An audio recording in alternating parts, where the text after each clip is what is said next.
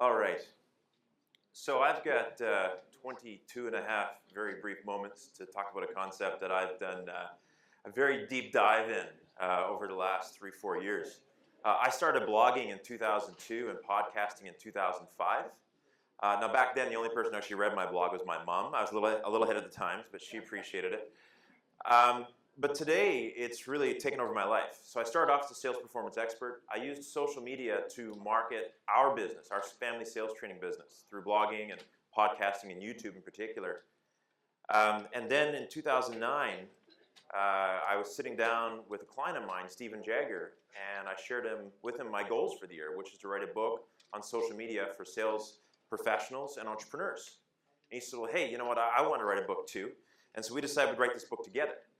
And we co-authored a book called Sociable. Now what Steve didn't tell me was he was dyslexic. So that was fun. So Steve talked and I wrote most of the time. We had a lot of fun putting this book together, but we had no idea the response. It was a self-published book and we sold tens of thousands of copies, mostly to realtors initially throughout North America. The actual concept of social media and my blog and my podcast has gotten me to India, to Malaysia, to Santiago, Chile, all the way to Sao Paulo, Brazil, and actually even Bogota, Colombia. And so from this perspective, it's amazing what you can do for a blog that cost me $80 to build. And so it's a low-cost tool. It's a very guerrilla tool. And so what I'm going to share with you today is how to position yourself as an expert using social media in your field. Position yourself as a thought leader. So selling, in my first book I wrote with Trevor Green back in 2004, we defined selling as creating an environment where an act of faith can take place. So selling is about creating an environment where an act of faith can take place. Who here, before you got involved in this business and signed up, actually pulled the machine apart and brought it to a group of scientists and paid them to analyze that machine before you signed up? Right? No one. Absolutely. Even Fred, who I know very well, almost, but not quite. The whole point is, we made a leap of faith based upon the credibility of the organization, our experience, and the relationship with the individual we communicated with. What social media allows you to do is to amplify that concept, to connect with and develop a very intimate connection with a lot more people if we do it effectively. This is one of my favorite guys in the social media space, kind of one of the pioneers. Anybody heard of Gary Vaynerchuk? So Gary Vaynerchuk is a great guy. He started off with a family liquor store in New Jersey. It was generating about $4 million a year, and his dad said, son, it's time for us to expand this business. So you're at school here and working together now. And so here's the plan. We're going to mortgage the house. We're going to mortgage the existing location. We're going to expand the multiple locations, and we're going to make all kinds of money. And Gary says, I got a better idea. I said, why don't I go back to the warehouse and set a table up like this one right here, and I'll sit behind it in a chair with a Jets poster in the back, just for, I don't know why, but that's what's in the background still to this day. And I'm going to talk to a video camera by myself for 15 to 40 minutes a day about social media. I'm going to upload it to the internet. Of course, his dad, being very old school from the old country, kind of threw his hands in the air and walked away. But he says, go ahead if you want to. So today, or actually in a short period of time, Gary was able to grow that business from $4 million a year to $45 million a year using video, blogging, and Twitter. And so I had an opportunity. We ran Social Media Week in Vancouver. We did it 2 years in a row, 2011, 2012. And last year we had Gary in partnership with another organization.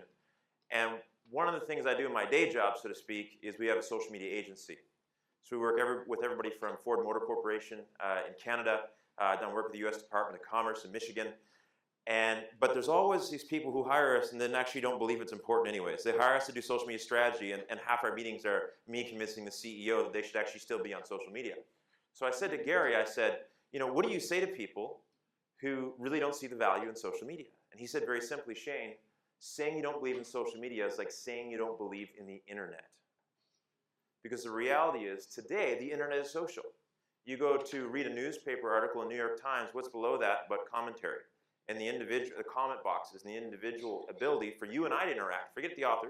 You and I can talk there and get social. Then I can press one of 12 different buttons and share it to Pinterest or Twitter or Facebook and have a conversation there. And then people are invited back. And this whole flow of conversation, individual interaction happens. 33% of North Americans with an iPhone or a smartphone 33% of adult North Americans have a smartphone. And now those that have a smartphone, They check them on average 150 times a day. This is according to Google, by the way. These are Google statistics. The average adult who has Facebook, not child, but adult who has Facebook on their phone checks it 15 times a day. Okay, so if you wonder where your audience is today and what they're doing with their spare time, that's the answer, is they're constantly connected. For better or for worse, I think there's a level of unhealthiness to it as well. But that's for another seminar we do another day. Next slide. So another way of saying it is the customer owns your brand. So you no longer own your brand. So I'm dealing with these Ford dealers who get frustrated because they go and buy a beautiful billboard in an industrial area so they can have this awesome picture of this F-150, this rugged vehicle, so that commercial decision makers who buy fleets of trucks can see this. And then some guy like Shane Gibson drives by in his electric vehicle, gets out of his car, takes a photo of this billboard and tweets it to 30,000 people, and right below it, gas guzzler. And then you agree and you tweet it and share it with your audience, and you disagree and debate with us, and then you hop in and say, you know what, I don't think people should even drive to work, we should all walk. And you say we should walk from home, and this person talks about pollution, and then you talk about the F-150 has actually got an EcoBoost engine, and it's way better than the other ones. And then, you know what, some really brilliant local blogger, they take and curate all those tweets and do a blog post. And then they share it with their 8,000 or 20,000 or 100,000 viewers. And next thing you know it, this nice little piece of media and branding you've created has grown legs, walked around the internet, and changed meaning. And that's today's reality. You can't stop those conversations. You can only lead them. So silence is more dangerous than almost saying the right thing or the wrong thing in many cases. Another way of saying it is there are no more marketing gurus. There are only customers and distributors with megaphones. And the whole goal, in my opinion, is to amplify what you're doing by getting people to talk about what you're doing and begin to help you tell your brand story. Today, just to go through the numbers, I know many of us have seen them, but today Facebook is 1.1 billion people. In 2009, when I was in Santiago, Chile, talking about Facebook to an audience of very skeptical senior marketers from major Fortune 500s who had their arms crossed and their legs crossed and their eyes crossed, and they really didn't believe anything this guy from Canada was saying about these social networks because, you know, South Americans are different. And at that time, there was 250 million people on Facebook. And we got most of the recent Facebook additions as far as audience goes in the last 24 to 36 months, and of course internationally. I was in Mumbai doing a talk, and they gave me a tour of the area, and they took me into really what would be, we'd consider a real ghetto or shanty town there, where there was just about, I don't know, 2 million people living in a small area. It was crazy. But there's this one big building there, and there was a lineup going around it. And it didn't just go around once, it went around and then it spiraled out like several times. And I said, what, is that like a food lineup? No, that's the internet cafe. And everybody, no matter who they are, gets 15 minutes, and most of them go in for their 15 minutes to check Facebook and connect with their friends and their family and leave. And so this is what's happening. This is what's happening not just here, but internationally. And so social networks digitally are tying us all together in an incredible fashion. The only other problem is there's a whole lot of noise because our customers and our community have those megaphones. So it is about getting above that noise. LinkedIn is 200 million professionals representing every Fortune 500 company, non-government organization, government organizations, most entrepreneurs in most communities, and 50% of US university grads have a LinkedIn account, just to give you an idea of that marketplace. Next one. By the way, I also think that LinkedIn is about as exciting as watching paint dry. Anybody agree? I mean, that'd be like ultimate torture for me if you made me go in and use it for 2 hours a day. But it's an effective rifle shot type tool where you can connect with the right people and get introductions. Twitter is 400 million updates a day from 150 million accounts. Now what's interesting is that the #1 search interface on the planet is of course that little bar on Google, right? That little spot where you type things in. This is #2 right there. Right, that little search box is the second most used one. A very close third is YouTube. Then a very distant 4th and 5th are Bing and Yahoo. Okay? The difference between Twitter search, and I'll show you this in a minute, a little bit later on, Twitter search and say Google search is the fact that I can go to search.twitter.com, and I did this the other day, and I searched just for the word yoga within 10 kilometers or 10 miles of Newport Beach, and I found everybody talking about yoga. But it isn't a website, it's a person. I can reach out and ask you a question about that place that you practice yoga, and I can ask you about how you hydrate when you do your yoga. And I start to build a community and connect with people who are talking with the people right around me from either my phone or my desktop. And so it is human sentiment search in real time. If you know how to drill down the right way, you can reach out and connect with almost anybody, any topic in real time. Next one. Here's an example. There's a screen cap. I got ahead of myself. That's my search for yoga within Newport Beach. And so literally it just starts to generate, and I watch the new tweets appearing. So apparently you guys talk about yoga here a lot. I didn't know that, but okay, next one. So YouTube is 3 billion views a day. It's not just, cat memes and kids falling off skateboards, or those are probably my favorite ones. It is an incredible tool. Video is most like being in person you can be without being in person. So Skype video calls and Skype video interviews with experts and how-tos and all these things are incredible tools to increase conversions and generate more leads. So I'm going to talk a little bit about the rules of engagement here. And the rules of engagement are what Steve and I put in our book. There were 7. I added an 8th one just for fun. And these rules weren't developed because we sat back and judged and looked at what people were doing wrong. I've broken all these rules at least twice. I think I broke a couple last week, actually. So we'll call them guidelines. Just know the downside of kind of breaking them. And what's interesting is that, we wrote these guidelines in 2009, and then Google Plus comes along, and then Instagram comes along, and then and then all of a sudden we've got Pinterest, and we've got all these other platforms. But then I read these new articles on how to really be awesome at Pinterest or how to engage in Instagram. You know what? It's the same rules. Because you know what? The technology changes, but people don't. And this is really what this is about.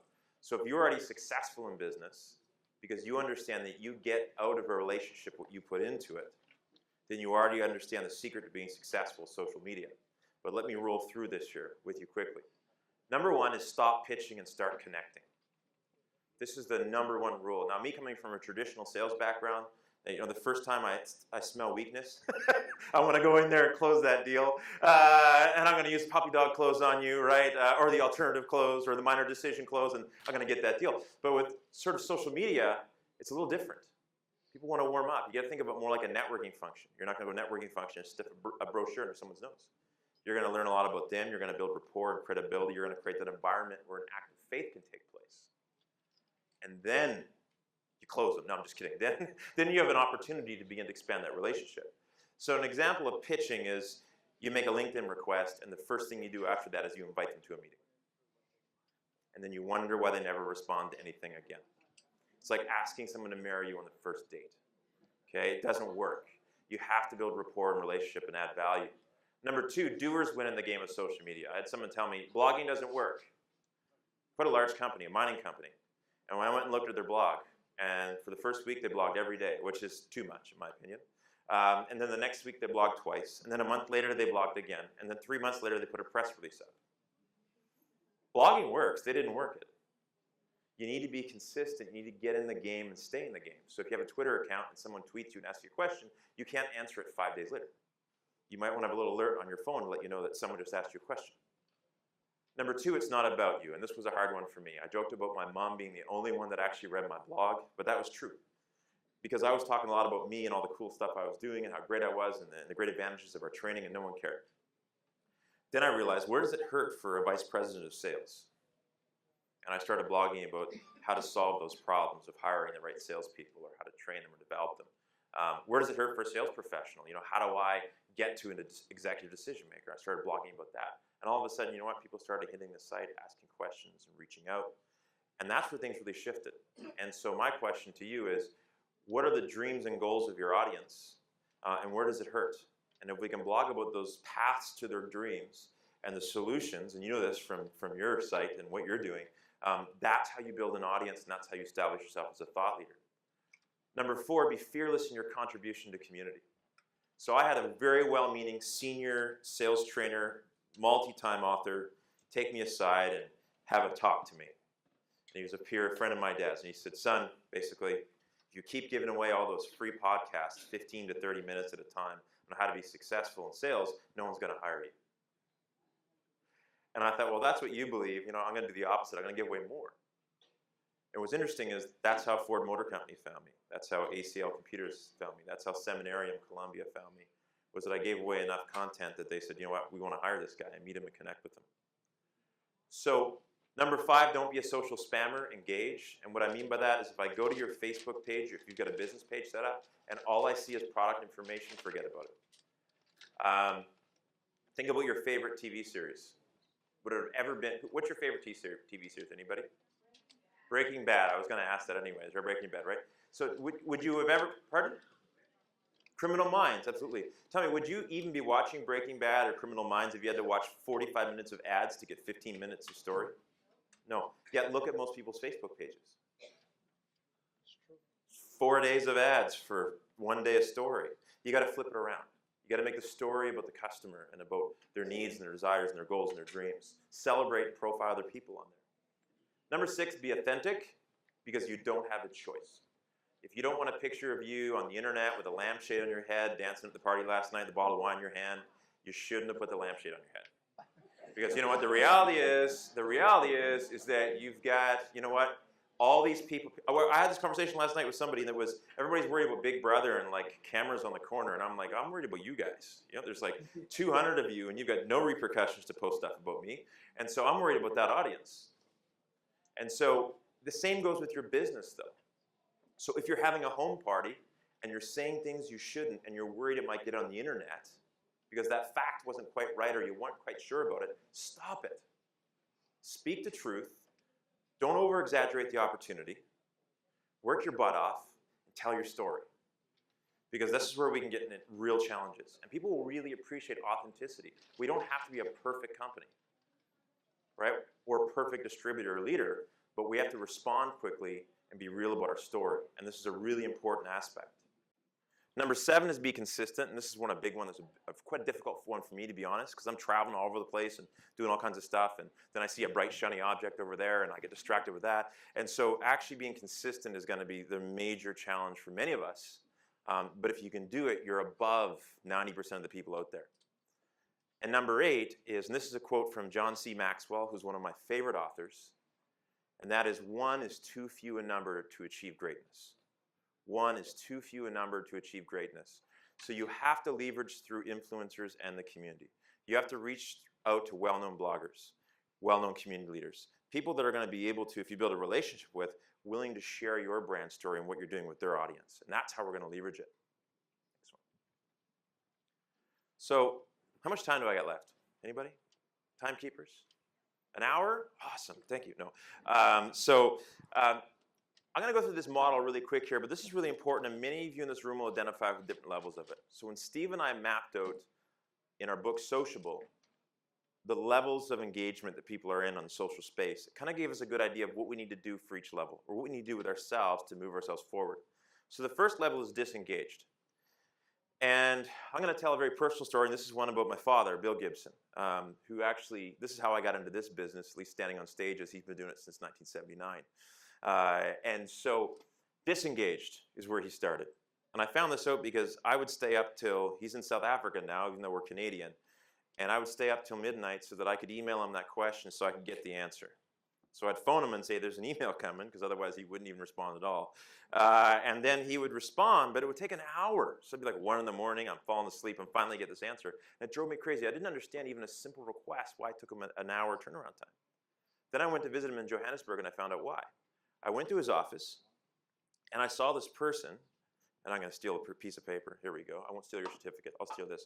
So I saw this person, and she was walking down the hall, and apparently it was his personal assistant. She walked all the way down the hall to his office and put in front of him what looked like a printed email. And he flipped it over, and he read it, and then he handwrote the answer. And then she walked back down the hall and answered the email. Now, for me, this is a little terrifying. Number one, because we've got many clients that were high-tech companies. And can you imagine if they found out the chairman didn't have a computer on his desk? The other one is, has anybody ever sent like a rude email to anybody? Like, you know, sort of offside meme, off-color joke? Yeah, that's me. That's my sense of humor. And so I'd been sending these jokes to Dad, and he'd been responding, but actually it was her. And so that was even strange, a little embarrassing for me. So my brother and I got a Dell computer for Dad. And then we gave him some real heavy-duty coaching for 2 weeks. We got him hunting and pecking and loading up his PowerPoints, and he felt pretty confident. We thought, okay, we got this nailed. So we both left the country, and I came back 3 or 4 months later, and I went into my father's office, and there was a desk with a computer on it. And there was another desk there. And so Dad, as I was talking, he walked by me, he sat beside the desk with no computer. And then this guy came in the room, and his name was Andre. And I said, "Who's this?" "This is Andre." "And what do you do here, Andre?" And he sat behind the computer. He says, "I operate the computer." And so I thought, oh, man. So he moved, he increased, he sort of reduced the time because he got him beside him. With the hope now today, by the way, that guy you're not going to reach with a tweet or a YouTube video or a Facebook poke or any amazing online strategy. That's your disengaged participant. Who would agree that even though many people were in that area, that even those that are very non-tech savvy, very few are even disengaged at this point, that we've got tools like iPads and we've got very easy to use tools that many people now are finding this is becoming a minority of the community, right? Even when we move into 65, 70, 80 years old. Now today, here's the crazy thing. This was when he would have been 62 and a half years old maybe. Today he's 67 or 68 actually recently. And today he's got his own YouTube channel. He's blogging, he's Facebook, tweeting, he Skypes me. So does my mom now. So when they want to get a hold of me, first my mom tweets me, and then I get a text, and then I get a Skype call, and then I get a Facebook poke. It's crazy. But anyway, so be careful what you ask for. That's all I'm saying for those of you who are teaching your parents how to use social media. But we move from the disengaged into the passively engaged. So this person is going to go to your website because you gave them your business card. They're going to go to CNN.com because they watch it on TV. They're going to Walmart.com because they shop there. So when they're familiar with those brands, they're going to move into those platforms. Okay, they're going to go online. But if they just bought or if they're restoring their 68 Camaro and they got to put a new carburetor in it, they're not going to think, hey, I should go to YouTube, and if I Google 68 Camaro carburetor installation, there's actually some guys crazy enough to record the whole thing, tell me how to do it, because there's a bunch of videos on there on that. You know what they're going to do? They're going to go order the book. Because that's kind of where they come from. Now, they're typically on email. And this particular individual, if I write a great blog post and I think it's relevant to your business and I think you're passively engaged, I'll probably write you a nice email and tell you why you might want to read the article. And so you can still spoon feed them good, engaging social content, but you have to kind of hand it out to them. Then we move into really what we call the reactively engaged, and I call this person the silent surfer. Or the selfish surfer, actually. This is what I feel like, because you don't know they've read all your stuff so you met them in person. Those 22 blog posts you wrote were awesome. And I'm like, how long have you been reading it for? Like 2 years. I don't even know they existed, right? And so it doesn't matter if they love the content, they're going to read it, they're not going to comment, they're not going to like it, they're not going to share it. They're on Facebook mostly just to stalk their kids, okay, so they're not actually putting stuff up there. They're on Twitter to monitor what people are doing. They're great consumers of social content. It helps them make their decisions, but they just don't talk to us. So there's a whole bunch of people out there that are consuming your content. Working with the Ford dealers, one of the realities today is that the average buyer that walks in isn't deciding between a Toyota or a Ford. They walk in, they know the finance rate, what color, what model, what's going on. In fact, if that sales professional has been working there for less than 6 months, the customer knows more about the Ford Focus or the C-Max than they do. And they're that reactively engaged, quiet absorber of that content. And either you're putting that content out and attracting them, or someone else is. And then the last one is a proactively engaged. And this person is, you've met them here today, and before you got into lunch, you saw a LinkedIn request on your phone. Anybody got one of those, right? Someone's followed you on Twitter, and you're like, wow. And then, you know, the first thing you post, it's like they're waiting all day on your Facebook page. They like it and comment. You know, you got those people? You're wondering like what they're doing other than just watching your Facebook page. And so this person is very, very active. If there's a fundraiser going on, they're the first to share it. They're the first to congratulate you. They're also one of the most frustrated sales professionals and marketers I meet because they spend a whole bunch of time on social media and they're making no money from it. So it's not really social networking, it's social not working in many cases. They're not working. They're just playing around on the internet. And so where you need to be to succeed is you need to move into the level of thought leader. Thought leader does what the proactive person does, because the proactive person is contributing to the community and building friends and making connections and doing the right thing. But then we move into the thought leader level. The thought leader does 3 things. Number 1, they listen intently to their marketplace. Is that 5 seconds or 5 minutes? 5 minutes? Okay, just checking. I'm like, wow, that was a quick warning. So a thought leader listens intently to their market. I don't have time today to go through it, but there's many social media monitoring tools like search.twitter.com and Google Alerts and a bunch of other tools that can help you really hear what's going on in the marketplace. what people are concerned about, what their needs are. And of course, the one-to-one listening is also great in person. But based upon that, once a thought leader understands where it hurts and where people want to go, then they create great content, or they share great content that answers those questions. And they have great online conversations. Too many people don't realize that the biggest benefit to social media is the ability for me to hear your tweet about yoga and actually ask you a question. Forget about me telling all you guys that I'm at yoga. Great, that's nice. But for me to ask you a question and build a relationship, that's the real power. And so that's another step that thought leaders take. And then lastly, is they do something or they're involved in something that's bigger than them. Okay, it's bigger than their brand. It's about helping and connecting people. It's about bringing like-minded people together. So as much as you've learned from what people have said on the stage today, who would agree that your conversations and sidebars with people you've met here has been equally as valuable? Right? That's an example of thought leadership. You can do that offline. You can do it on a blog. You can do it on a Facebook page. You can do it with the Twitter hashtag to have those conversations happen. So, next one. This guy here, Jeff Booth. I wish I could give you the long story of how I met him. It's pretty funny. But here's a guy who called me at 6:45 in the morning. I had no idea why he called me. Now, because I sleep with my cell phone next to me, of course, who does that? The first part of solving the problem is admitting you have it, right? And so, yeah, sleep with the cell phone beside me. He calls me at 6:45. I didn't answer right away. I got dressed because I don't like the cold call naked. I don't know anybody else like that, but it's awkward. The first time you meet someone, it's like you know something they don't, right? So I got dressed and I called Jeff back. And he invited me down to his office, and BuildDirect.com is the largest supplier in the world of building supplies that are directly delivered to your home in the world.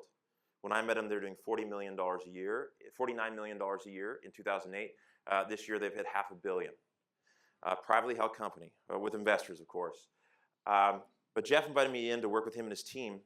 And at the end of the day, it took me an hour and a half to close a deal that was a 6-month contract. It was 6 figures. And my mind was blown. It was like a gift from the heavens. And you don't go to someone after they hired you to sales training and go, why did you hire me? You don't do that, right? Because you've been hired to do sales training. So obviously you know why they hired you, right? And so I just took the check. I did the work. But then after about 6 months, it still bugged me. And I sat down in front of Jeff. Because at this time, I'd been to his 40th birthday party. And we'd hung out. And we're now buddies. And I sat down at his desk. And I said, Jeff, why'd you hire me? Why'd you like me? Like, I'm confused. Like, to be honest, I know thank God I did a good job, but why'd you hire me? And he leaned right over, like right in my space, and he said, Shane, you had me from hello. And I went, whoa, okay, thanks, Jeff. Hey, thank you. Yeah, kind of backed off a little bit. And he started laughing his head off, and Jeff goes to me, he goes, Shane, he goes, you give away over 50 or 40 episodes, 15 to 30 minutes long on your site on sales and marketing for free, downloadable templates, videos and how-tos. My team and I had been using them for several months before I called you. I'd already decided I was going to hire you as long as you were the same in person as you were on the internet. Because some people can fool you. I meet some bloggers. I'm like, yeah, you should go back on the internet. But he said, you know what? I met you. It makes sense, and I decided to do business with you. And that is the customer you don't know by creating great content and great engagement and building great community. They'll be attracted to you. Next one. This is in 1 minute. I'm going to tell you how to do this. Ready? So 8 steps, and then we're done. How to win. It's an 8-step process. Number 1, set your business goals. Don't set social media goals. So you should set business goals that are supported by social media. Okay? So social media may play a role in the number of house meetings you do or the number of people you meet or connect with. But make sure that they're business goals. I don't want to hear that, oh, I've got 20,000 fans. And I'm like, how many of you met? None. Well, you wasted your time. Number 2, define your audience. So it's a big world out there. So for me, maybe I'm going to listen to people in the community who are into yoga and this and that and this following topic, and I'm going to hone in those audiences. I'm going to fine-tune my content for it. And this is the audience I'm going to focus on because, you know what, with 400 million tweets a day and 1.1 billion people on Facebook, you got to know who you're going after. Number 3, pick the right platforms. I think because we're targeting people and not companies, your primary platforms, number 1 is, and I haven't talked about today, but it would be great eventually for you to have your own blog. But initially, you know what? You want to be on Facebook. You want to be engaged and start creating good, rich content on YouTube.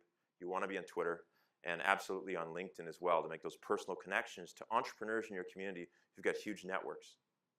Number 4, build a content calendar. So if you are blogging, my suggestion is to pick a theme each month and really map out a solid calendar so that your tweets, your blog posts, your Facebook, your YouTube videos all tell the same story together, not just like all separate.